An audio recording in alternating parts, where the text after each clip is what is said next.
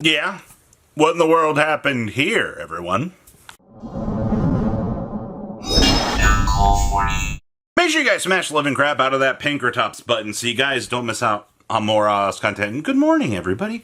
How are you guys? Kongs just ran a 230-man event over the weekend. Robbie, let me see the tournament data. Let me see the top cut. I've actually not put it together yet.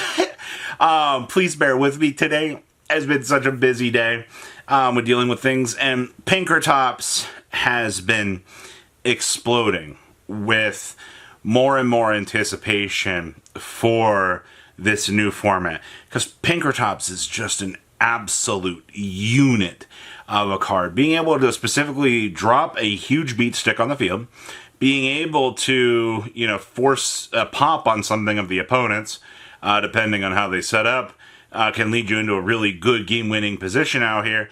And do I need to say any more else about the big Pinkertops boy? Because at this point in time, the more that I am seeing this format start to shape up, and with a lot of the things that people are trying to push here, QCR Pinkertops starting that little bit of an uptick upwards. That being said, everybody, we've already talked about Dark Ruler No More. We've talked about pretty much all of the other real anticipation that's to come. And also, Yummy's, we got, another day or two of Card of the Day is coming. So, I guess they could fix Pinkertops' interaction with Yummy with some new support over the next day or so, but I'm kind of doubting that that's going to actually happen.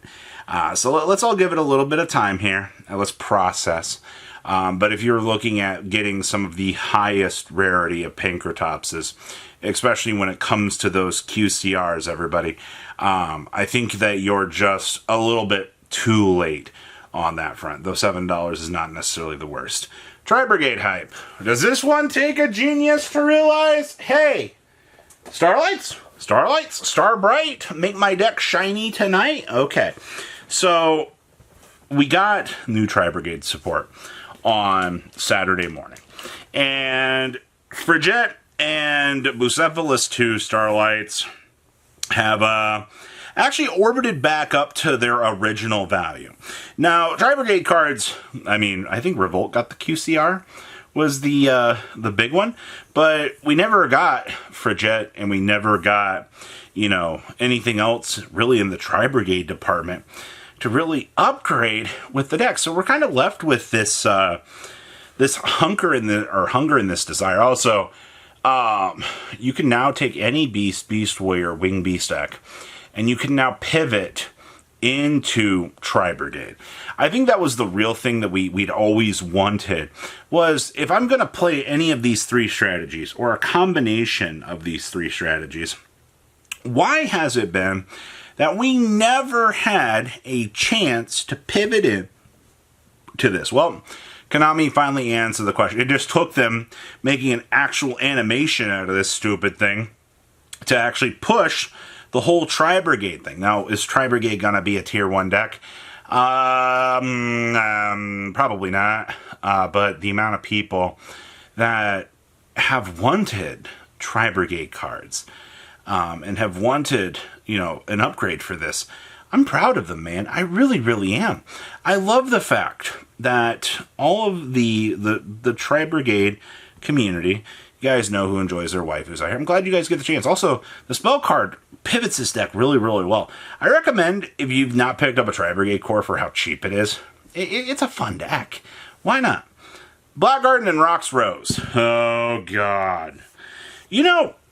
As much as we looked at the Black Rose support, and we went, these cards don't necessarily, feel very good. Do you guys know how many people that I have seen that didn't really play Yu-Gi-Oh! In the last couple of years that saw the new Black Rose support and they went, I want to play that. And the casual or the competitive players like, no, we don't want these cards. They're bad. It's shockingly amazing to me that Konami hit the note with this. Now, that being said, you got people out here that shot up and picked up as many Rox Rose Dragons as they could. Granted, I don't know if that was a good idea or not. And then Black Gardens themselves went up. Now, Black Garden it's definitely a nostalgia card. It's also, how many FTKs can you kind of walk around with Black Garden? Because I'm sure you guys have all seen how stupid Black Garden interactions can be.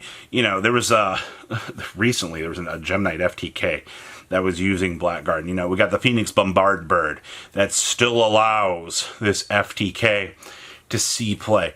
It's kind of crazy to me that Konami not only has left these cards around, but Konami can use these cards as nostalgia bait to bring in players to get them excited for things. And to me, that's an interesting standpoint. I still don't really comprehend the idea that the Black Garden and all the Rose Dragon stuff has this sort of power, but that's just the power and marketing Akiza has. Banlist fears. So, y'all seen the pump and dump Friday night, right? Y'all seen over the ban list, or all over the fears out here? Where, Glow Bulb was doing the wave! Everybody was picking it up. People were crapping on the floor.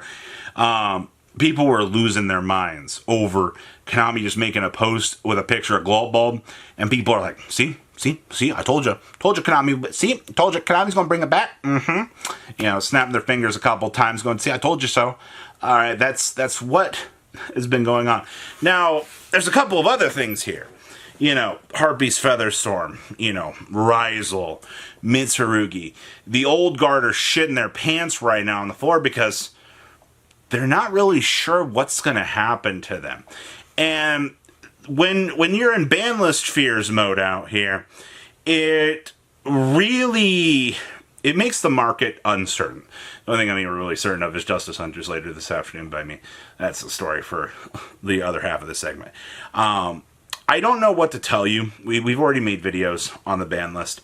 I'm kind of assuming that Euros is the last event for this block.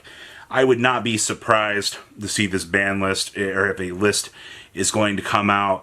I would assume at Euros, or I would be as bold as to assume that we would get it in August. Or option 3, Konami takes an entire standpoint here, waits to see, how the Justice Hunters goons are going to do in the meta, and make an analyzation and a meta call based on an event or two, and then just make the next list at the end of August. Anything is very possible, but I'm assuming at this point in time that if they're posting Glow Bulb and pumping and dumping the market themselves, I think a list might be done.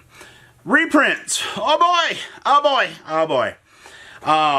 Justice Hunters. Oh man, we'll have the full set list this afternoon. And there are a lot of fears with this set with reprints. I think one of the biggest ones was C104. Whether or not C104 makes an appearance in this set, also, Obedience School, Paradise Smasher, Hopes and Dreams from People. Depending on what does appear in this set, in those reprint slots, will set the stage. If, one of these cards does not receive a reprint, then, how much further can things go beyond? I don't really have the answer for you on that. But once again, we come back to the ban list fears segment here. The ban list and the reprints, we're in a really odd time with this set because these cards and these interactions really set the stage for things that are to come for the next couple of months for this game. And I'm really quite honestly looking forward to seeing, how Justice Hunters is going to shape up. I've been very hyped about this set for a while, only because I love the way that the K9 cards play, and I'm also probably one of the worst Vanquish Soul players to ever did exist out here. But I think that's okay. I think we need a nice little change of pace. So, that's what in the world has happened here today. What an absolutely dumpster segment, but I hope you guys enjoyed. You guys have a good rest of your day, alright? Patrons! Thank you!